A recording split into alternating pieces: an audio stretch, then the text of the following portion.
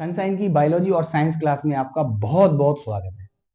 प्यारे बच्चों, आज क्लास 12th का जो टॉपिक है फीमेल रिप्रोडक्टिव सिस्टम।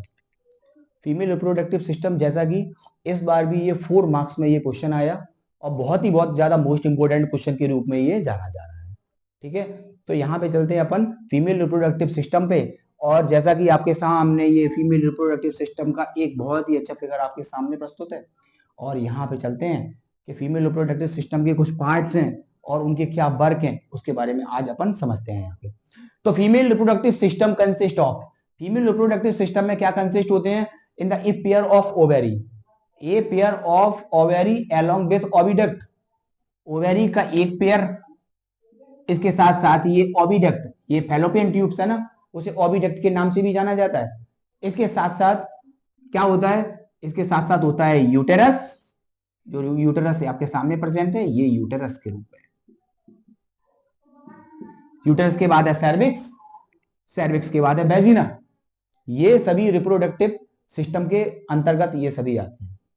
जैसा कि आपको मैं बताना चाहूंगा यहाँ पे कि इसके साथ साथ जो मेमोरी ग्लैंड्स होती है ना, वो स्ट्रक्चरली और फंक्शनली इन्हीं फीमेल रिप्रोडक्टिव सिस्टम से अटैच होती है। और ये किसको सपोर्ट करने का काम करती है? ये मेमोरी ग्लैंड्स ये सपोर्ट करने का काम करती है ओवुलेशन, ओवुलेशन, फर्टिलाइजेशन, फर्टिलाइजेशन के बाद है पार्चुरेशन, प्रेगनेंसी, इसके बाद है चाइल्ड बर्थ, चाइल्ड केयर। ये बर्थ चाइल्ड केयर जैसे हुआ और पूरा बर्थ चाइल्ड केयर होने के बाद डिलीवरी ऑफ द बेबी की बात आती है। इसके बाद पूरा एक बेबी बनके तैयार हो जाता है। इसके बाद बारे में बात बताना चाहूंगा कि सबसे पहले ओवेरी के बारे में बताना है। Ovary are the primary, ovary एक प्राइमरी फीमेल सेक्स ऑर्गन के रूप में होता है। अगर मेल सेक्स ऑर्गन की बात करें तो मेल सेक्स ऑर्गन में कौन होता है? टेस्टिस होता है। और female primary female sex organ के रूप में कौन होता है? ओवेरी होता है। This is the 1 marks question, MCQ के रूप में ये आता हुआ है। और ये यहाँ पे कई प्रकार के जो हार्मोन्स हैं, ये प्राइमरी सेक्स ऑर्गन के थ्रू कई प्रकार के हार्मोन यहाँ सीक्रेट किए जाते हैं। और ये ईच साइड लोअर एब्डोमेन के ये प्रेजेंट में, लोअर एब्डोमेन रहता है, लोअर एब्डोमेन के ये बिलो पोर्शन में ये रहते हुए हैं। नेक्स्ट है, इसके बाद अगर बात करें तो प्रत्येक ओवेरी के चारों ओर एक कवरिंग होती है और उस कवरिंग को अपन बोलते हैं क्या? ओवेरियन कैविटी, ओवेरियन कैविटी के नाम से जाना जाता है, या यूं कहें ओवेरियन स्ट्रोमा के रूप में जाना जाता है। ठीक है, नेक्स्ट है। और अगर बात ये की जाए, अगर बात ये की जाए कि फीमेल एसेसरी डक्ट के रूप में कौन कौन आता है, तो फीमेल एसेसरी डक्ट के रूप में कौन प्रेजेंट होता है? ओविडक्ट होता है, यूटेरस प्रेजेंट होता है, वेजिना होती है। मतलब ओविडक्ट, यूटेरस और वेजिना, ये सभी मिलके क्या बनाते हैं? ये सभी मिलके बनाते हैं फीमेल एसेसरी डक्ट। अच्छा, मेल एसेसरी डक्ट के रूप में क्या होता है? मेल एसेसरी डक्ट के रूप में होता है रेड टेस्टिस होता है, बॉसा एपरेंटिया होता है, एपिडिडाइमिस होता है। और इसके अलावा एपिडिडाइमिस के ऊपर वॉश डिफरेंस होता है। बात क्लियर? 1 मार्क्स में, अगर ये 2 मार्क्स में ये क्वेश्चन आता है तो इस तरीके से इसका आंसर हम दे सकते हैं। नेक्स्ट है ईच फैलोपियन ट्यूब्स। अगर प्रत्येक फैलोपियन ट्यूब्स के बारे में बात बता दें तो प्रत्येक फैलोपियन ट्यूब्स में 10 से 12 तक कुछ ऐसे कंपार्टमेंट्स पाए जाते हैं। ठीक है, जो प्रत्येक ओवेरी के दोनों साइड में होते हैं। प्रत्येक फैलोपियन ट्यूब से 10 से लेके 12 सेंटीमीटर तक, 10 से लेके 12 सेंटीमीटर तक ये लेंथी होती है।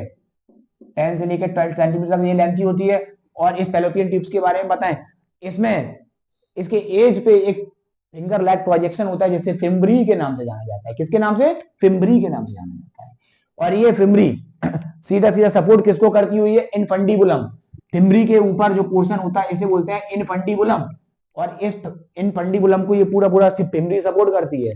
और ये फिम्बरी आगे चल के सपोर्ट करती है एम्पुला को। This fimbri and infundibulum lead to the ampulla. After that isthmus एक नैरो स्पेस है जहां से ओवेरी से रिलीज हुआ एग है, वो सीधा सीधा isthmus वाली प्लेस पे आता है। आपको बात बताना चाहूंगा, इसी isthmus वाली प्लेस पे क्या होता है? मेल गैमिट और फीमेल गैमिट यहीं पे आगे फर्टिलाइजेशन करता है। जी हाँ, और यहीं पे जायगोट भी बनता हुआ है। अच्छा, एक नंबर का क्वेश्चन ये भी आता है जायगोट कैसी सेल होती है? जायगोट एक डिप्लॉयड सेल होती है। कैसी? Diploid cell. इस बार 1 मार्क्स में ये क्वेश्चन आया था, ध्यान रखें आप, जायगोट एक डिप्लॉयड सेल के रूप में होता हुआ है। डिप्लॉयड सेल कैसे? मेल गैमीट और फीमेल गैमीट, दो सेल मिलके, दोनों हैप्लॉयड सेल मिलके क्या बना? एक जायगोट बना। जायगोट है डिप्लॉयड सेल के रूप में। तो ये स्टमस के बाद कंडीशन क्या होती है कि ये पूरा पोर्शन होता है यूटेरस वाला।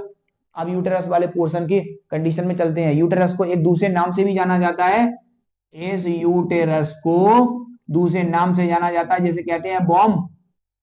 यस, एक बार एक 1 मार्क्स में क्वेश्चन आ चुका है, ये बॉम्ब्स के नाम से जाता है, वो जाना जाता है यूटेरस को। Shape of the uterus like as inverted pear, इसकी जो शेप होती है वो इन्वर्टेड पियर जैसी होती है, जैसे कि नाशपाती होती है ना, उसको उल्टा लटका दिया जाता है ना, उसी तरह से इसकी ये स्पेस दिखाई देती है। इसके बाद यूटेरस के बाद ये नैरो शेप होती है ना, ये नैरो शेप्स जिसे बोलते हैं सर्विक्स, और सर्विक्स को सीधा फॉलो करने का काम करती है सर्वाइकल कैनाल, और सर्वाइकल कैनाल के बाद का जो एरिया वो पोर्शन रहता है उसे कहते हैं बेजिना। ठीक, बेजिना। और यहीं से किसी बेजिना के थ्रू क्या होता है, एक बेबी का क्या होता है, एक बेबी की डिलीवरी होती है और उस बेजिना के थ्रू बॉडी से बाहर आती है और इस वंडरफुल ये वर्ल्ड को बहुत अच्छे से देखने के लिए तैयार हो जाता है ये बेबी। नेक्स्ट बात अगर करें, यूटेरस होता है ना, जो यूटेरस की बॉल है ये 3 लेयरों में बटी होती है, और इसकी लेयर को सबसे अंदर की जो लेयर है इसे बोलते हैं एंडोमेट्रियम। इसके बाद की एक स्पॉन्जी लेयर होती है उसको बोलते हैं मायोमेट्रियम, और सबसे ऊपर सबसे बाहर की जो लेयर होती है उसे बोलते हैं पेरीमेट्रियम। अच्छा, एक बात समझने वाली और है कि एंडोमेट्रियम वाली जो लेयर है मेंस्ट्रुअल साइकिल के दौरान इसी लेयर में ब्लड वेसल्स या ब्लड कैपिलरी डिपॉजिट हो जाती हैं। ये जिस पोर्शन के बारे में मैं बात कर रहा हूं, और ये ब्लड कैपिलरी डिपॉजिट हुई, अगर मेंस्ट्रुएशन ऑकर्स नहीं हुआ, अगर मेंस्ट्रुएशन नहीं होता है, मेंस्ट्रुएशन के बाद प्रेगनेंसी अटेन अगर नहीं होती है, तो क्या कंडीशन होती है, यही वाली एंडोमेट्रियम वाली लेयर है वो ब्रेक डाउन हो जाती है, और यही वुमेन में 3 से 4 या 4 से 5 डेज ये ब्लीडिंग स्टेज के रूप में जाने जाते हैं। ये ब्लीडिंग स्टेज के रूप में जाने जाते हैं। नेक्स्ट है मायोमेट्रियम। मायोमेट्रियम की लेयर क्या करती है? मायोमेट्रियम की लेयर का काम ये रहता है जब बेबी डिलीवरी की कंडीशन में आ जाता है, तो इसी मायोमेट्रियम की लेयर है, इसमें कॉन्ट्रेक्शन होता है, और कॉन्ट्रेक्शन के बाद ये इसमें कुछ हार्मोन सीक्रेट होते हैं, और वो हार्मोन्स के बारे में अगर बताएं तो ऑक्सीटोसिन हार्मोन्स हुआ, रिलैक्सेशन हार्मोन्स हुआ। ये हार्मोन्स क्या करते हैं? मायोमेट्रियम के लेयर को स्ट्रांग बनाते हैं। यही स्ट्रांग लेयर बन के क्या होता है, ये जब बेबी की डिलीवरी होती है, जब बेबी बॉडी से ये पास होता है, तो उस दौरान बेबी को कोई भी प्रॉब्लम्स ना हो, इसकी लेयर स्पॉन्जी हो जाती है, टाइप से स्ट्रांग हो जाती है।